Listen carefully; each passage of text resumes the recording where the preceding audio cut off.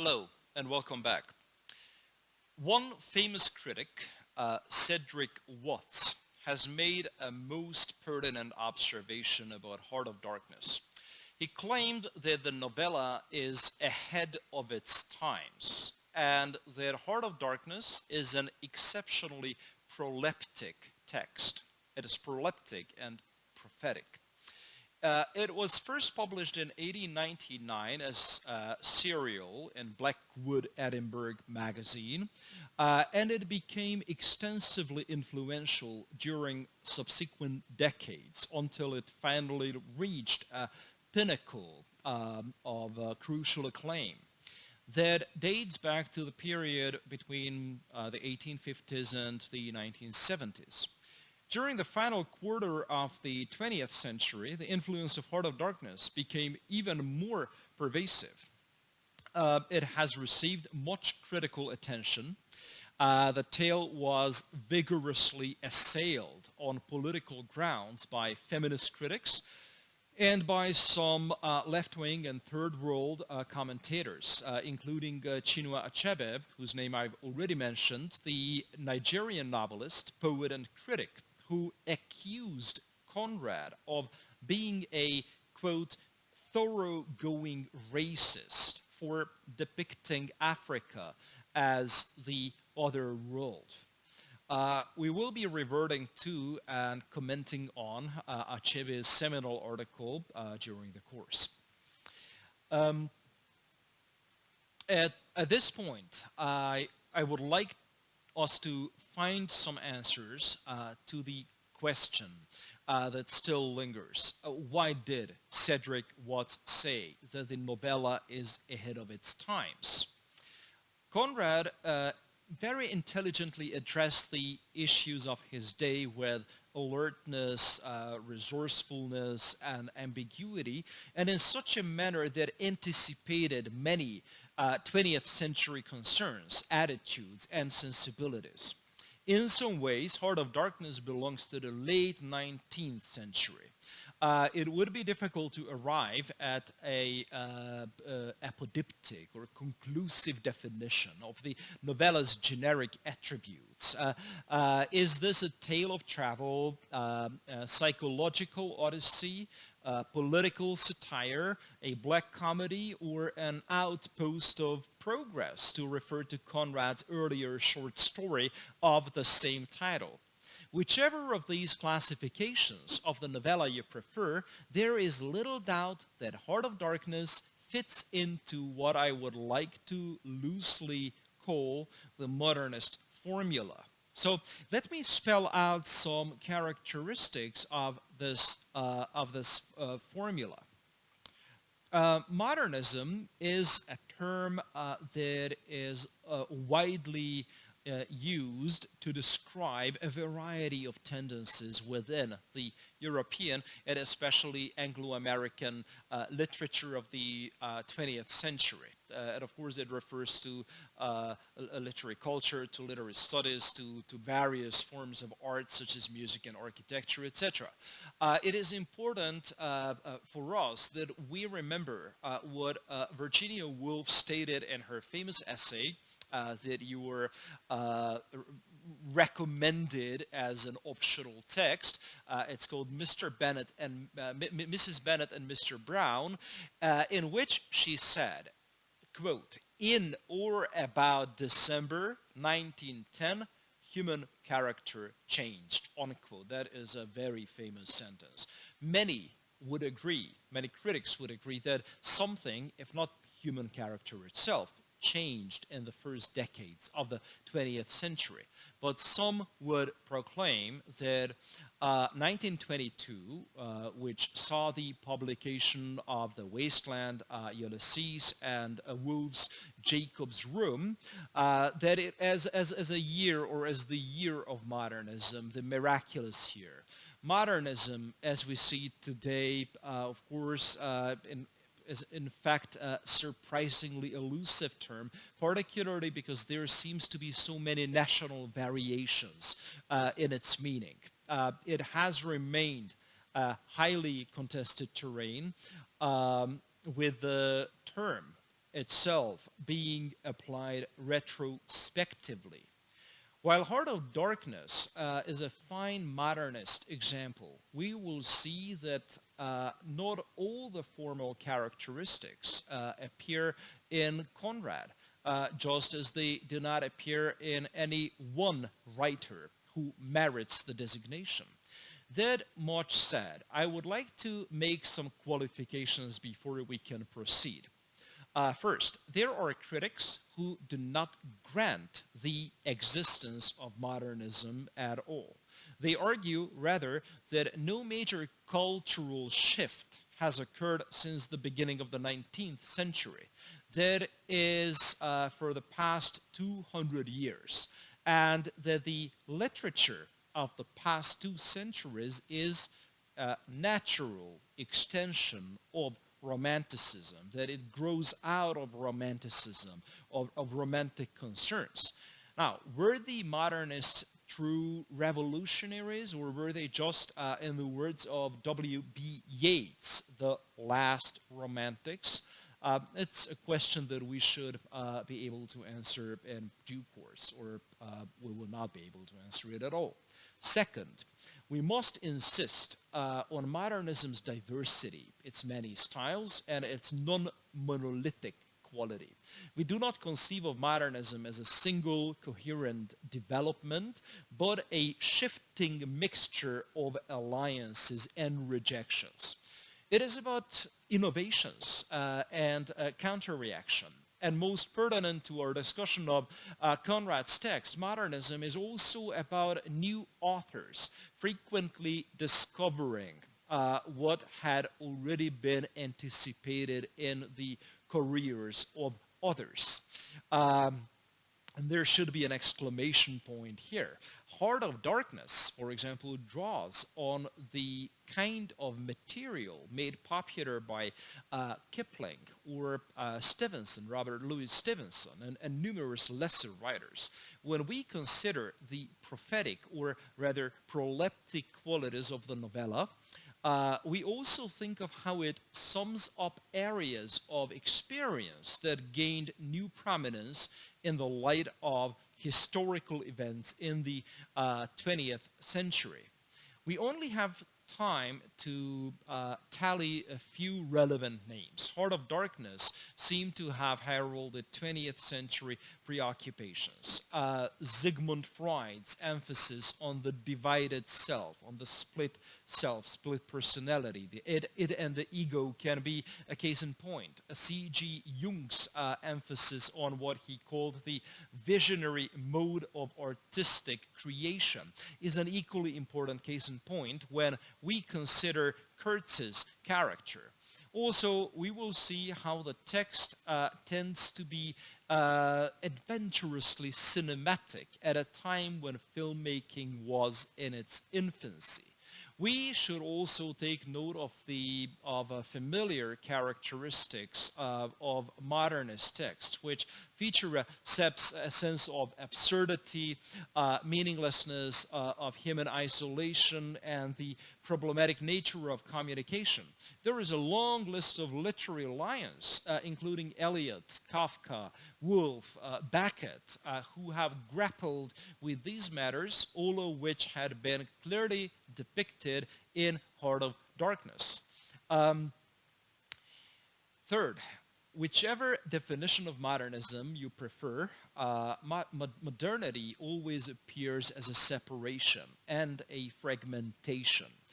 It involves the separation of parts, the dissolution of wholes, and the disappearance of unities. Heart of Darkness, we will see, typifies the modernism of alienation by making us privy to a world that lacks order, that is fragmentary, that is incoherent and meaningless. Modernism effectively strips us of the belief that the universe operates based on absolutes, right? The universe used to be laden with absolute values. Now, these values have grown questionable. So did God. Tradition, reason and individual intuition. Conrad, like many of his contemporaries, um, was concerned with the disintegration of modern society, the decline of culture, and the disappearance of a unified view of the self that is mainly represented through the figures, the characters of Marlowe and Kurtz. Here, we also come to witness how the certainties of Victorianism, the 19th century synthesis, so to speak, collapses, and the artist begins to locate new voices of authority and to generate unitive strategies. In one way or another, we see many modernists as creative prophets who could hope to have an impact, to influence culture and history by considering their art as their only dependable reality and as some sort of an ordering principle of a quasi-religious kind. Here you should be reminded of a familiar pronouncement by the critic Matthew Arnold, who said that literature has become something of a surrogate religion for modern man. You can read about this in his very famous book called Culture and Anarchy. Number 4, we will see through our reading of Heart of Darkness that the structural protocols of the modernist text, the form and the shape of the story with its beginnings, complications, interruption, delays, and resolutions might be mere artifice, which is imposed on the flux and the fragmentation of experience. Think of artifice as something that is contrived or manufactured for the purpose. Then it is easy to see why many respects of modernism is viewed as a reaction against realism and naturalism. During our discussion of the text, we will try to organize our ideas around this theoretical scaffolding. More specifically, we will concern ourselves with questions related to self-reflexivity, textual omissions, modernist suggestion as opposed to Victorian saturation, the flaunting of the rules of decorum in the process of what is called contamination, the multiplicity of perspectives or the many-voicedness of the narrative, fragmentation, as has already been mentioned, and juxtaposition, turning inward, and the complex interplay between time and space. Remember the word analepsis and prolepsis. And, of course, there will be the non-linear narration of events taken up in our analyses. We will be looking at these and many other thematic and structural preoccupations of the modernist text as we perform a close reading on Heart of Darkness. Without delving into too many inconsequential details of Joseph Conrad's life, I would like to turn your attention to those aspects of his life and art which should be subjected to some discussion as we analyze the novella. Joseph Conrad was born as Józef Theodor Konrad Nalež Korzeniowski. Mouthful, and you don't have to learn his birth name for sure. And he was born in the Ukraine, a region that had once been part of Poland, but then was ruled by Russia. His parents, Apollo and Evelina, belonged to what was called the landed gentry, and they fought for Polish independence. His father was later exiled to northern Russia, and his mother also died young. Conrad was already an orphan at the age of 12. Exile, as we will see, will come to occupy center stage in Conrad's modern art. Following the death of his parents, Conrad moved to Krakow and lived with his maternal uncle. It was there that he started getting acquainted with the works of Dickens and Victor Hugo. From a very young age, he was fascinated with the sea, recounting that when he was 9 years old, he pointed at the map of Africa and announced emphatically, "When I grow up, I shall go there." Uh, and it happened to be the case. He traveled around the world. He joined the French merchant marine in 1874.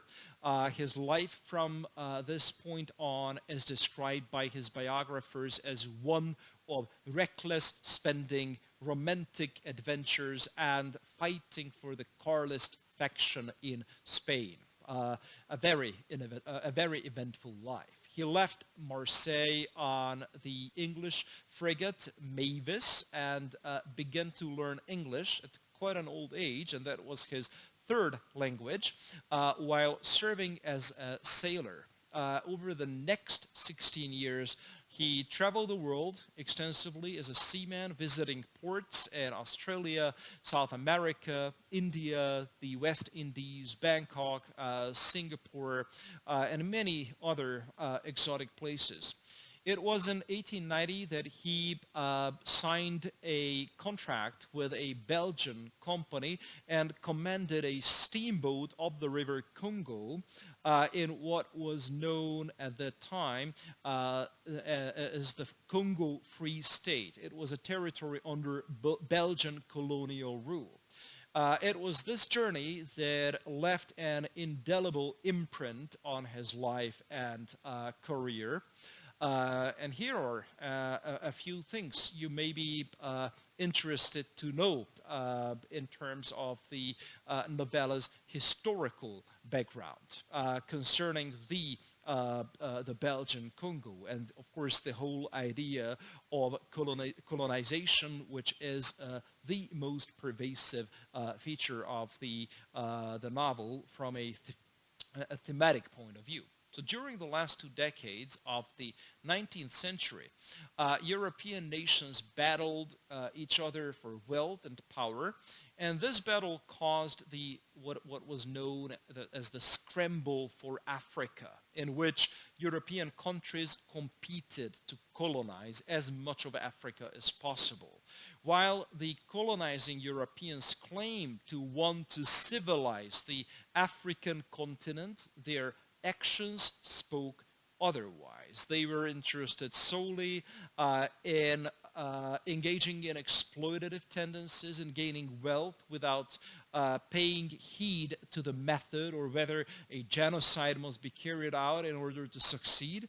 And one of the most brutal of the European colonies in its treatment of the native Africans was the Belgian Congo. Then the property or the private property of the Belgian king Leopold the First.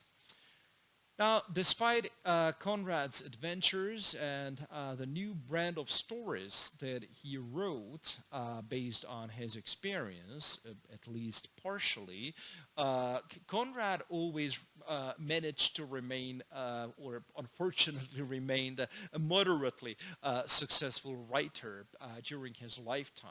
Though he made friends with people, literary lions of the age, including Henry James and Forrest Madox Ford, Conrad nevertheless became prolific till the end of his life, at the end of his life. So he was a very prolific writer, though he decided to change his focus from the stirring forces of the sea to the turbulence of politics in his late period, including Nostromo, in which Conrad creates a fictional South American country. It's an extreme tour de force emphasizing the role of time and space and non-linearity as a major modernist feature that he almost took to the extreme. And then there was The Secret Agent, where he describes an anarchist bomb plot in London. It might as well be taken and read as a very contemporary theme of even the 21st century. And Under Western Eyes is his novel, A Tale of Betrayal in the Russian aristocratic circles. Now, it may well be worth our while to make some brief observations about the Conradian narrative. It has been pointed out by most critics that almost all of Conrad's heroes are outcasts, lured away from home by inexplicable impulses and longings, or by very peculiar circumstances. We will also come to see the intimate relationship between Romanticism and modernism in Conrad. His heroes are cast in the so-called romantic mold because they cling to lofty ideals, but they must learn that reality, nature, society, and the individual cannot be adjusted at their own will. Speaking of Romanticism, which will be taken up in future lectures too, Heart of Darkness can be seen as exhibiting a unique capacity for overlapping the fixed boundaries of literature, evidencing the characteristics of many different periods. The novella contains elements of popular heroism found in Victorian works, and its focus on imagination and those deeper aspects of the human experience aligned with the romantic tradition. Heart of Darkness is strikingly modern in that it manages to create a frame narrative and devise cover plots by employing a chronological time frame and multiple narrators. The frame narrative is one of the techniques that Conrad is likely to have inherited from Henry James, whose The Turn of the Screw was an example to follow, a paragon for Conrad throughout his writing career. On a side note, if you're interested in Conrad's critical reception and would like to know the attitudes of critics and biographers towards the author, I recommend that you read chapter 6 of the Cambridge Introduction to Joseph Conrad course book, a copy of which will be uploaded to our Google Classroom. Gustav Morf, an early biographer, an early Conrad biographer, said that, quote, Conrad's heroes are all more or less his doubles, unquote, and that his stories can be seen as accounts of self-discovery. Now, Conrad's characters are projections of some aspects of himself. For example, Curtin Marlowe in Heart of Darkness, and you can take a number of examples in Lord Jim, where many of the characters might as well stand for the novel's actual author. F.R. Leavis, perhaps the most prominent critic in the 1950s and the 1960s, insisted that valuation was a principal concern of criticism, that it must ensure that English literature should be a living reality, operating as an informing spirit in society, and that criticism should involve the shaping of contemporary sensibility. His name, that of Leavis, would usually pop up when we mention the great tradition. Austen, George Eliot, Conrad are the authors who have room in English literature, according to him, according to Lewis, based on their moral seriousness and the high standards of English they represent. And let us not forget that Conrad is considered to be the most remarkable stylist and the most audacious stylist of the English literature, despite the fact that English was his third language, which he spoke with a very quaint pronunciation, to say the least. And of course, I'm basing my ideas and my judgment when I say the least on what biographers have said, since I never heard a recording by Conrad. Now, Conrad initially had good relationship with a number of authors, including H.G. Wells. However, a quarrel ensued between them because Wells was a dedicated social reformer, while Conrad kept aloof from the ideas of socialism.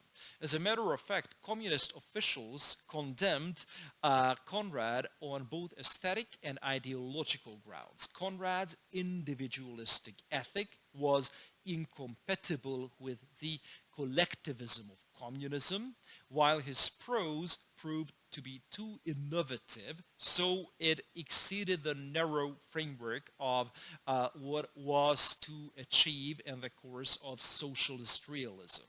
A.G. Wells's work, Experiment in Autobiography, is a discussion of Conrad's life and art, where the author's usual use of English syntax and vocabulary are held up to ridicule. This is what I've mentioned earlier. So, yes. Now, back to Henry James. Henry James emphasizes the psychic life of his characters, and he calls it their psychic life the atmosphere of the mind.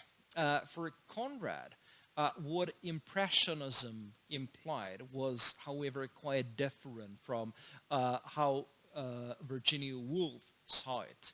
Conrad said that his unique strand of literary impressionism is about achieving one goal, and I quote, "I want to make the reader hear, see, and feel the beauties of the world." I want to make the reader hear, see, and feel the beauties of the world, unquote. That is Impressionism according to Conrad.